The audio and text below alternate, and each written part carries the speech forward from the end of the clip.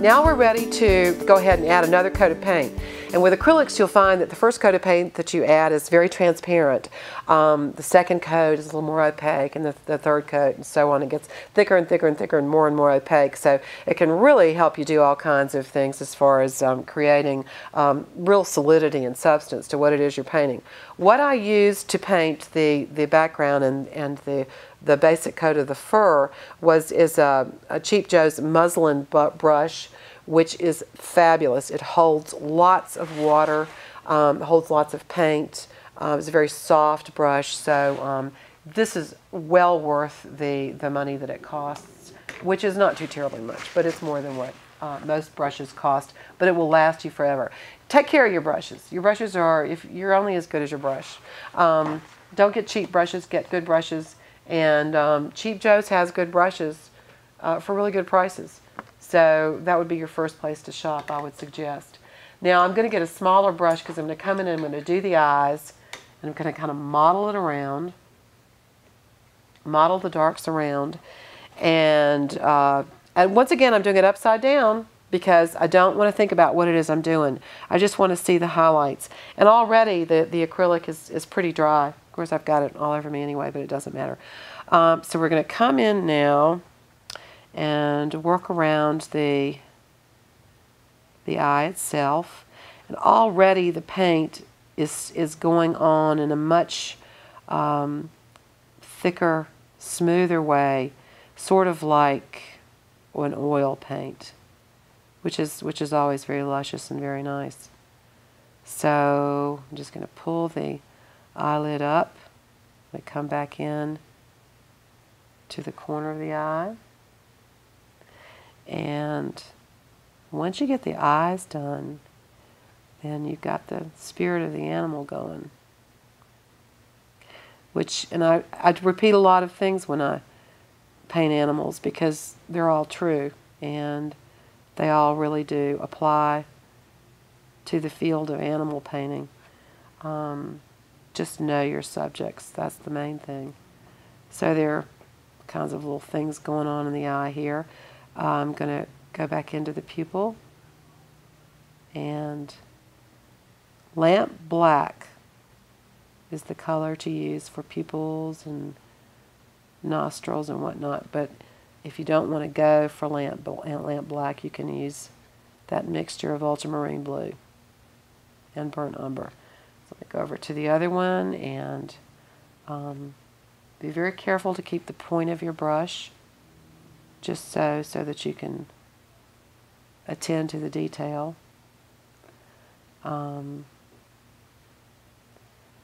Just all I'm doing is looking at the dark areas and I'm just painting them. I am not thinking about what they are. Now the acrylic is a little tacky, so I'm feeling a little stickiness on my hand, but it's part of being an artist. Makes it fun. You can get messy with your job.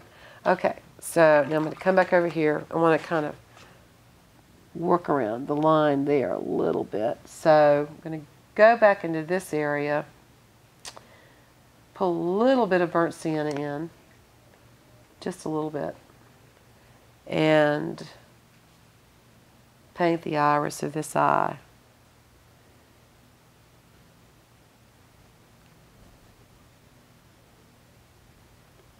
All around. Got a good catch light on this. Now the photograph for this dog I actually got online, but I have a golden retriever, and every picture that I have of my golden retriever is right up under me because the fact that I have a camera does not tip them off that I'm trying to photograph them. So their angle is so right on and so up under me that it's just easier to lift it from the one from the internet. Okay, so now we're coming into the darker area of the eye. It's kind of where the lid, just like a human being, where the lid casts a shadow. So we're going to put that shadow up there. And down here. Same thing over here. We got a shadow that goes down to a good part of the eye itself. Okay, so it's almost, you can't even tell where the pupil blends into the shadow, which is just fine. And a little bit darker under here. Just painting what I see. That's what I want you to do, is just paint what you see. Come in with some more of this lighter brown color. Actually, it's got a little bit more of a bluish color to it, so we'll start pulling blue in about just where the different surfaces of the eyelid itself actually come into play. It's like a dot here, a dash there. The stroke is the object, but sometimes the object is so loosely stated that you just have to kind of trust what it is you're seeing or not seeing. Okay. And because we know the eye is round, I'm going to put just a little more. The eyes are so important. I'm going to come in with a little lighter area right about here for the eye.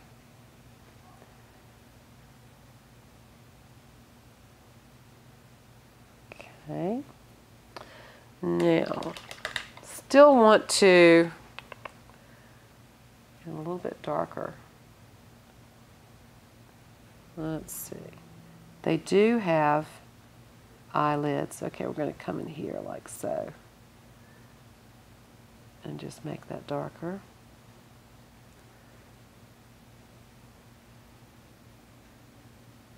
Okay, now let's go ahead and put the catch light in and see what happens. Because that's what's going to really round it out. Let's put it, let's see, we've got one here. Could be a little bigger. And then we have one almost in the, well, in here. Let's see what that does. Okay, he looks like he's waiting for a bone. Okay, that's good. We got a dog waiting for a bone. Now, we'll keep moving down to the nose and the mouth in the same manner. That actually was pretty quick for an eye. So we'll just keep moving on down to the same progression. Right now, we're just working with a whole lot of darks because we're in the nose and the mouth area. So let's get the nose, the nostril of the nose. I think I'm going to go back to that brush I had, which was that number 3, and get into the very darks of the nose. And just the underpainting makes it so much easier to go back in, because it's already, it just sort of helps to describe the other shapes that you have. And let's see, model, model, model, la, la, la. Let me put a little bit of water in this. And go back to the top of the nose. Ooh, make it a little bit thicker, because you can. Now we come to the top. Now we're starting to kind of see what shape it is we're working on. Like this. And then we're going to come up underneath it again. It's kind of dark under there. Kind of dark and glistening. A wet dog nose. Alright, and that darkness kind of comes on up through here. And right up there. So you can already start to see where the light on the nose is starting to take shape. So we got this, and we got this. Now I'm going to leave that there for a minute and go down to this area, the mouth area. That's the probably on here, besides the pupils, one of the darkest areas. And so we'll go here, just darken it up. Let's wet it down a little bit because it's acrylics and it dries a little bit faster. Come in here to the smile because this dog is smiling. and just follow it down. Just put the dark color where you see it. And it's sort of all over the place. It makes no sense at all.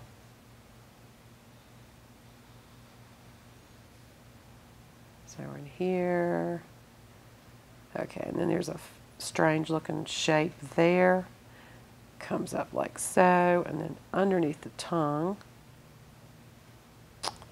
Then you have to wet the brush again, get more paint because it's starting to dry. And then go up underneath here. Oh, we got a nice highlight there. And then there's some darkness down here too. And then these are going to be the darkest parts on here. And this kind of blends in with the fur, so we'll make sure that happens. And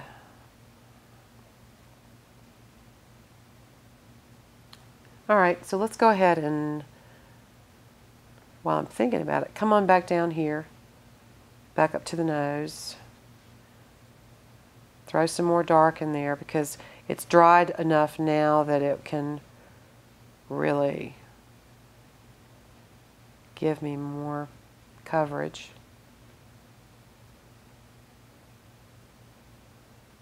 All right, like so, and up like this.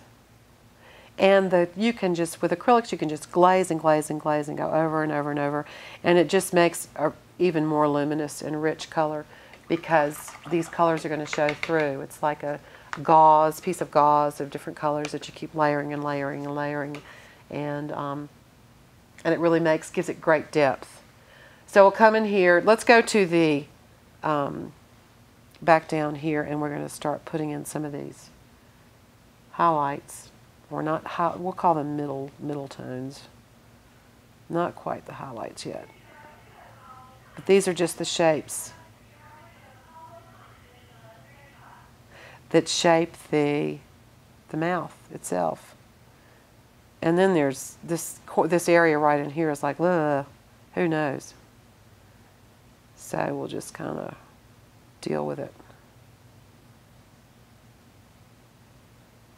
And we'll pull this around here. And I'm going to wet it again because it dries. Now I'm going to soften this area, which is near the fur here. And then there's another area here where there are some highlights. So I'll continue to work my way on up into here. Okay, I've got that enough. Now we'll go to the nose, and let's just kind of restate the nose around the nostril and down here. Now you can take water and blend very nicely with acrylics right on the sheet. Acrylics are so wonderful. They can be painted with like oils or watercolors, whichever is more suitable to the subject matter at hand. Let me pull this up, and then we've got this. Just different shades of gray. Let me get the point back on my brush, because when it starts to dry, there's not much you can do. Pull this around. Okay, and that's looks like the tip of the nose. And come in here. So what we're doing is getting a more opaque grayish color. Which actually, there's some blues in here. If you look closely enough, you'll see lots of different colors in everything you do. Everything you paint. And there's even some reflected color coming up off the bottom. I'm going to just wet the brush, kind of drag that across, and not worry about it too much. Just sort of let it, I think that's going to blend nicely just on its own. And you can also wet the surface and drop the paint on it, and then it'll sit right there and blend if you've got it wet enough. Okay. So let's go back up here to the eye. I think there were some areas that we wanted to get a little bit more wet. So you go from eyes, smooth nose, mouth, and eyes to the fur. Okay. One more little thing, detail, dark detail. And then we'll add the highlights and we'll move on to the fur. So, and that is, I just want to make sure, I'm going to go back to get a thinner brush. This is a number 2 American Journey brush. So we'll go back to that, get the point down, darken that area right where the eyeball is seated into the head, and darken that. Pull it on up. Go over here and do the same thing.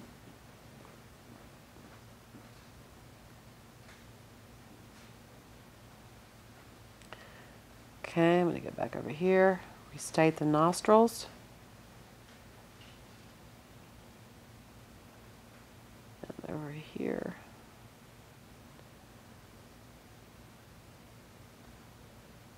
Okay, let's see what else we need to do down here. Not a whole lot. I'll tell you what I'm going to do. I'm going to do a glaze over that just to soften it some.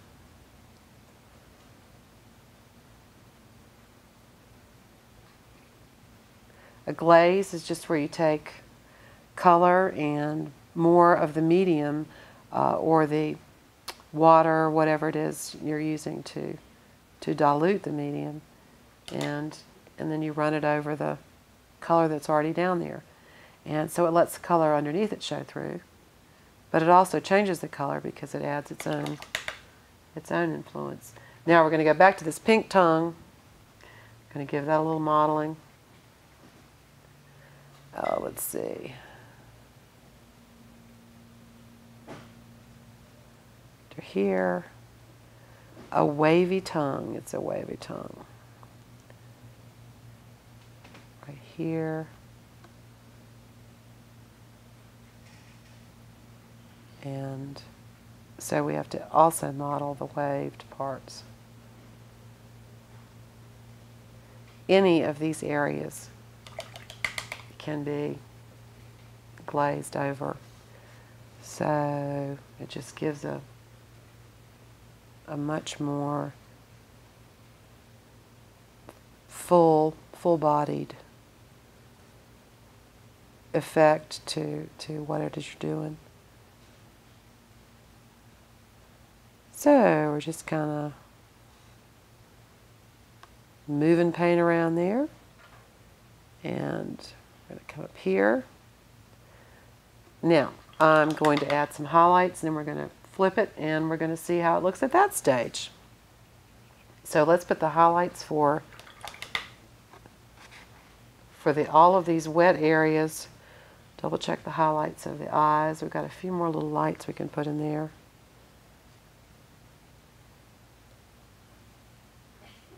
Because they're wet.